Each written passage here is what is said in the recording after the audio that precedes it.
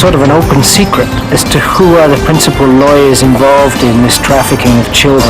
As the months go on, you get more and more excited about it, and it just rips your heart apart to find out that the child never really even existed. It was evil. It was selling babies. It was procuring flesh. That's all it amounted to. I have never met such a set of selfish, self-opinionated people in my life. They turn me sick to my stomach, the people that I've met.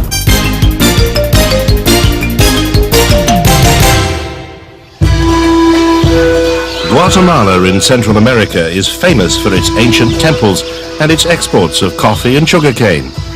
But in Britain, it's becoming infamous for another export, babies.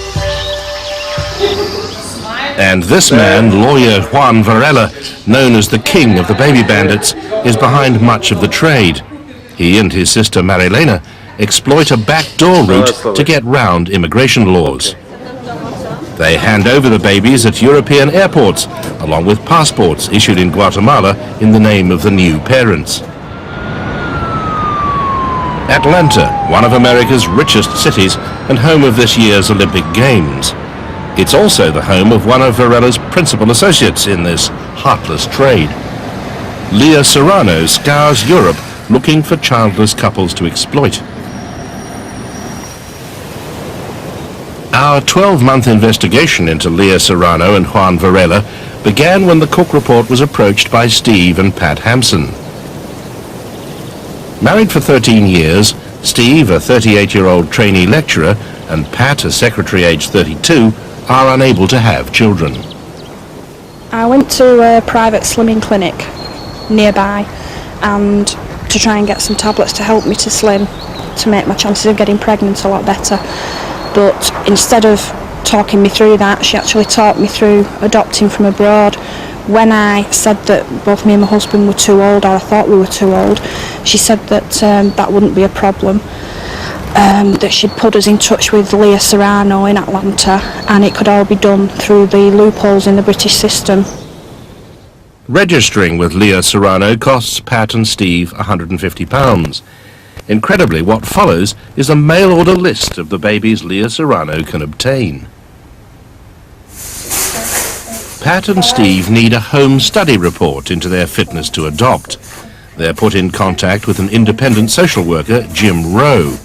They soon learn he's more interested in money than accuracy, insisting his £750 fee is paid in cash. What's happened is that the rates have gone up. The home study report is perhaps the most important document in any adoption. It delves in intimate detail into lifestyle, family background, finances, health, and any possible criminal convictions of the prospective parents. Most countries insist that this is done by the local authority and then passed with other relevant documents to central government for verification, in Britain's case by the Department of Health. Guatemala, though, seems to ignore these basic safeguards and is happy to accept a private report commissioned and paid for by the would-be adopters. These things ought to be done by social services, quite frankly. And as his two-day session with Pat and Steve ends, Jim Rowe confirms his unofficial route guarantees success. But at least this is a pretty, sort of certain method of getting the family that you want. You will actually get there.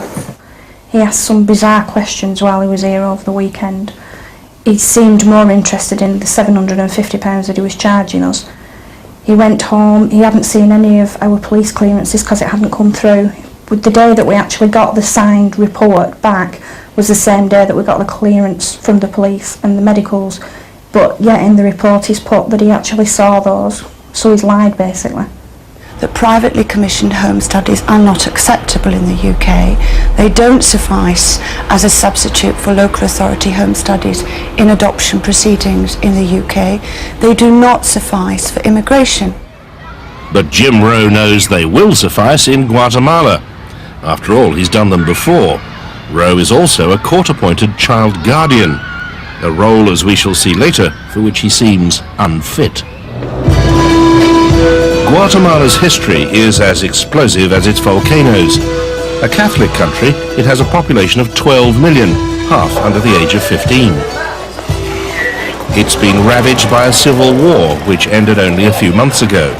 Life is still precarious, and most shops and offices and the homes of the rich have armed guards. Even the Coca-Cola lorry has a gun-toting escort. The years of violence and poverty have forced many onto the streets, bringing a new commodity onto the criminal market. Babies like these at a nursery in one of Guatemala City's poorer areas are prime targets for the baby bandits, who employ teams of disreputable doctors, social workers and midwives to find them their stock in trade. Babies are taken under false pretenses, stolen and even bought, and so successful are the baby bandits that the adoption of these children to foreigners is now this country's biggest non-traditional export. Scores of parents report young babies stolen every year. Often they end up with new identities in so-called fattening houses like this, ready to be shipped abroad. Occasionally the police do go in, and in this raid more than a dozen babies were discovered being held by a gang of baby traffickers. The lawyers seemingly have groups of people who go out scouting around. Often, and it's been proven that there are orphanages that have been started by lawyers, one would think as a gesture of humanity, but it's often like a supermarket for adopting families, and they'll come in and they'll take a look. There are also fattening houses, because families don't want to adopt a shriveled up baby, and the birth weight of the average baby born here is very low.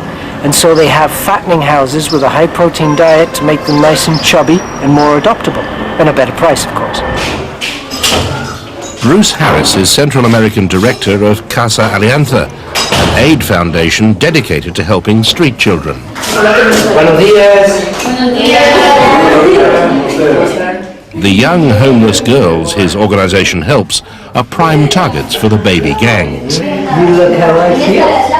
The modus operandi of getting these babies, there are two main areas. One is they go out to the rural areas looking for families who are extremely poor and basically buy their baby. And the other is through theft of babies on the street. And what we have are corrupt intermediaries, the lawyers, who are making a lot of money off of this. Juan Varela collects around $500,000 a year from the baby trade, more than 400 times the salary of a Guatemalan judge. His wife, sister, daughter and 2 sons are all in the business. His sumptuous home on the outskirts of Guatemala City is hidden behind a high wall with armed guards and a barrier across the road. He's well known to the police and the authorities in Guatemala. This year alone, he'll handle over 50 overseas adoptions. Court records show the extent of his trade in babies.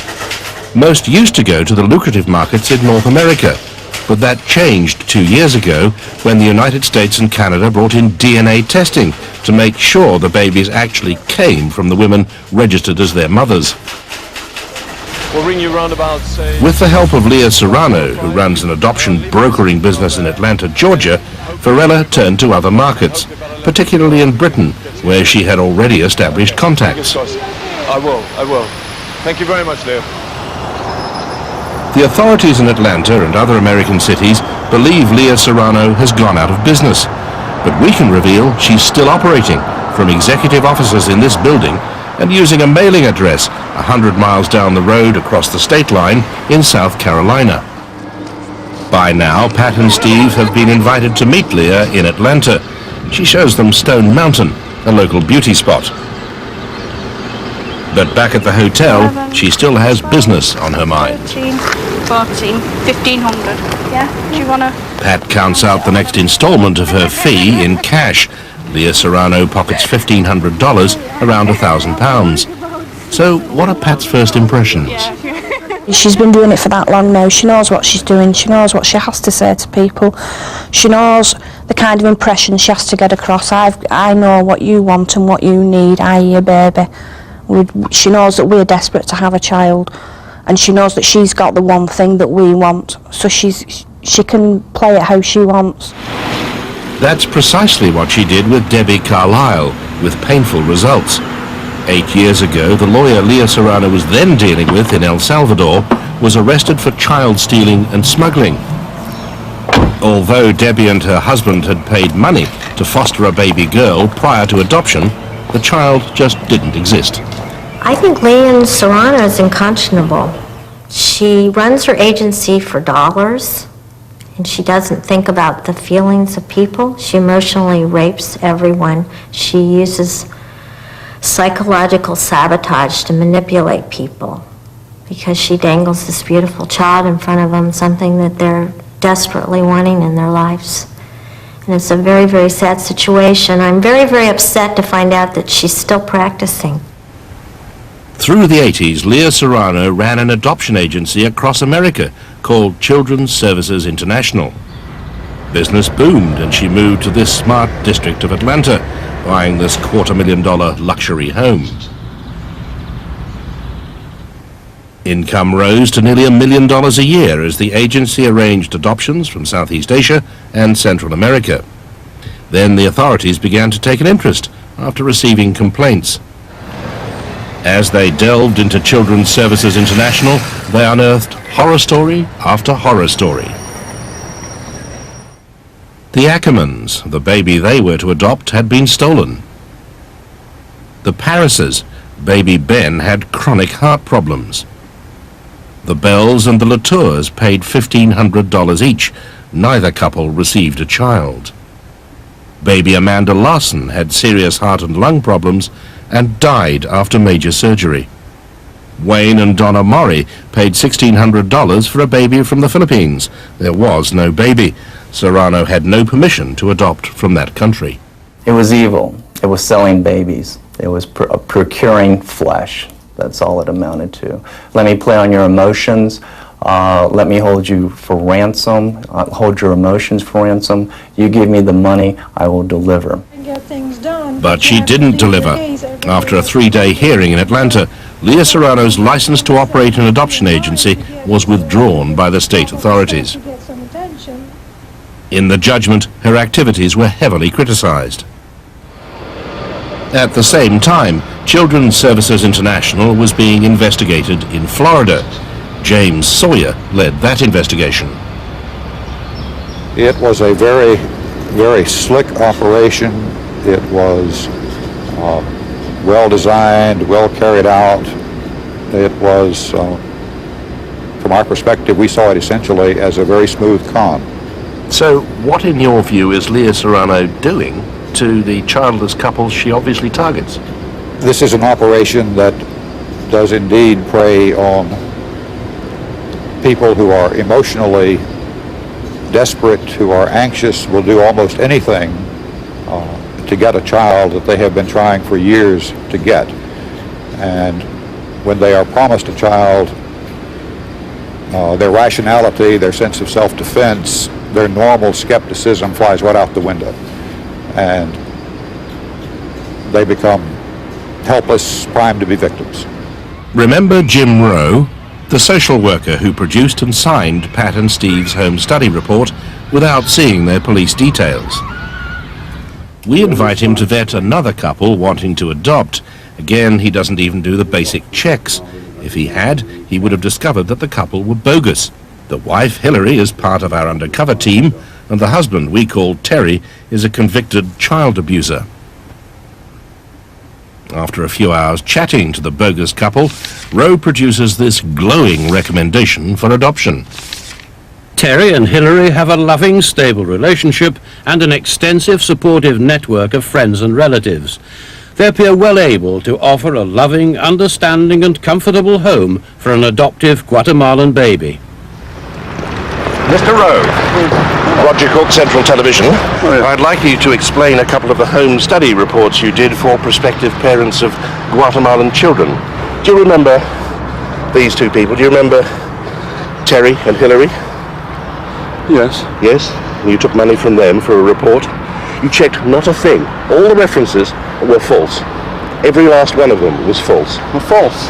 They were false, and this man is a convicted child abuser. Oh, God. Convicted child abuser? Yes. Genuinely a convicted child abuser who volunteered to do this for us to see how good you were at checking. But we can't check, as I said. You hadn't checked anything. You didn't check the references are false. You didn't find any of that out. I couldn't. You didn't check it. It's worthless. It's not finished, Mr. Cook. It is finished. This is the final report signed by you. Your signature, isn't it? I acted in good faith in preparing a basic report for them and said I would get in touch with them this week to continue, which I have done. This says, I've left a message on their answer Terry and phone. Hillary have a loving, stable relationship and an extensive and supportive network of friends and relatives. They appear well able to offer a loving, understanding and comfortable home for adopted... Appear well able to. I mean, it's a basic report, Mr. Cook.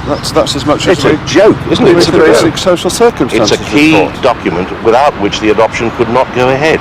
It's one of the documents which is necessary for the adoption to go ahead. But will you now admit that this is a worthless document? Well, on the face of what you say, it seems to be a worthless document, yes. Thank you. Thank you. Rowe also does emergency work for Islington Council in North London. Today they suspended him, pending an investigation. By now, Pat and Steve have paid another $600 to Sorano and are arriving in Guatemala City to meet her lawyer partner, Juan Varela. Hello. Hours after arriving, 6-week-old Jonathan is delivered to the door of their hotel room. Immediately, they fall in love with him. Gorgeous. I know. Gorgeous. But there are problems. Varela wants Steve and Pat to move to another hotel, which he controls, where he can ensure that he keeps his baby business hidden from the prying eyes of the authorities. Not fluffy side. Pat and Steve have been ordered not to leave their bedroom or take the baby out of the hotel. As they take on the role of mum and dad for the first time, they learn of another restriction laid down by the Varela family. She said that he would have to actually go back at 6 o'clock tonight. We couldn't have him all night. Whereas if we'd gone in the hotel that they wanted us to go in, then we'd have been able to have him all the time. We'd have been able to walk around the hotel with him, go in the grounds of the hotel. There'd have been no problem. Next morning, Varela himself turns up. He insists they move. Sorry about that. Shortly afterwards, they do move to the Casa Grande Hotel, a safe haven for Varela's operation. But we're already learning more of Varela's sinister reputation. The baby bandits operate mostly in the slums. Social worker Myrna Ponthe knows them all too well. There are professionals who dedicate themselves to adoptions for money. It's very sophisticated, with doctors, nurses and midwives telling mothers their child has died at birth or pressurizing mothers to give up their babies. Varela is king of the baby bandits. Marvin and Victoria Castro know of Varela's activities at first hand. Just over 4 years ago, their son, Marvin Jr., then aged 12 months, was stolen by a babysitter. Victoria and her husband spent a week trudging the streets, looking for eyewitnesses and showing sketches of the babysitter to passers-by. Astonishingly, after 8 days, the kidnapper was traced to the local prison after a woman recognized the sketch. The police talked to the woman who broke down and cried. She told them my son was with a wealthy family. A lawyer called Juan Varela and gave his office address. According to the police, the kidnapper knew Juan Varela bought babies and she'd sold Marvin to him for $300. Police visited Varela's office in the downtown area of the capital and threatened to arrest everyone there. The police told the secretary, who was Marilena, that if my son was not produced immediately, everyone would be arrested. She made a telephone call, and a short time later, Marvin was delivered to Varela's office. He was dressed in girls' clothes and was ill. The police also recovered this bogus birth certificate in the name of Eliseo Cruz, falsely registering Marvin's birth in the town of Escuintla. And it's perhaps no coincidence that the birth of Jonathan, the baby being offered to Pat and Steve, is also registered in Escuintla. But when we check the register, we're in for a surprise. We discover the original name has been inexpertly blotted out and another name written in. The registrar is horrified. Muy bien, esta certificación de nacimiento. The certificate should not have been tampered with. This certificate is now invalid, and if this child is to go for adoption, I will inform the courts of what has happened. We are told that Jonathan's mother is named in the register as Reina Judith Pineda Vazquez, and we're given copies of her identity documents.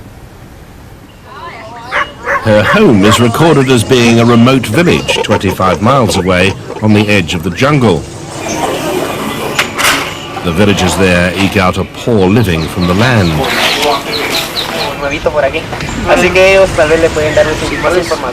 They're a close-knit community centered on the village church, where everyone knows everyone else.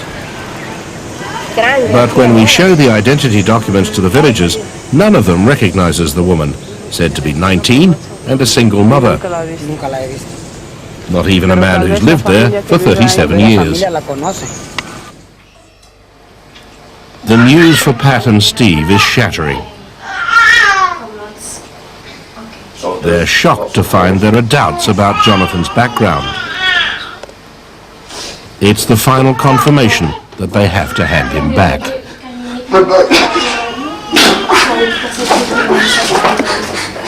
Today we held our dream in our hands, and if there was some way that we could have kept that dream, be it wrong, we would have kept him. And I know that's wrong, and I know that we would have been as wrong as the people who are prepared to turn a blind eye to it. We've been told more information, and we now know that it's been proven that it's wrong. Time to confront the scheming woman who arranged the deal.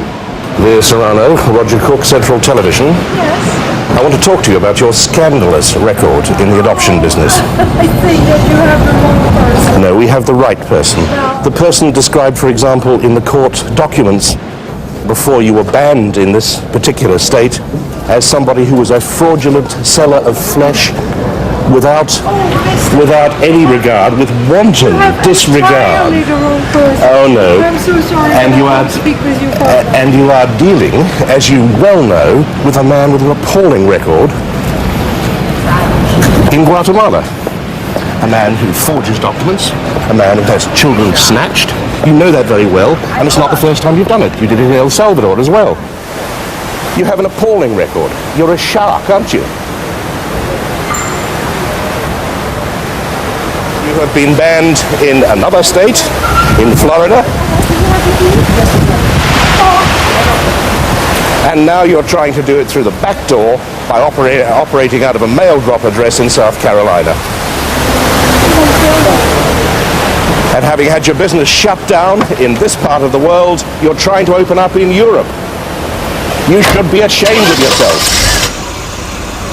Tonight, with the help of our evidence, the authorities in Atlanta have reopened their files on Lya Sorano. For Pat and Steve, who volunteered to help us, there remain only bitter memories. We've only had him for 3 days and it's ripping us apart. I can't put into words the way I feel about that evil bastard. And he held that baby up like it was a trophy. He's one evil bastard.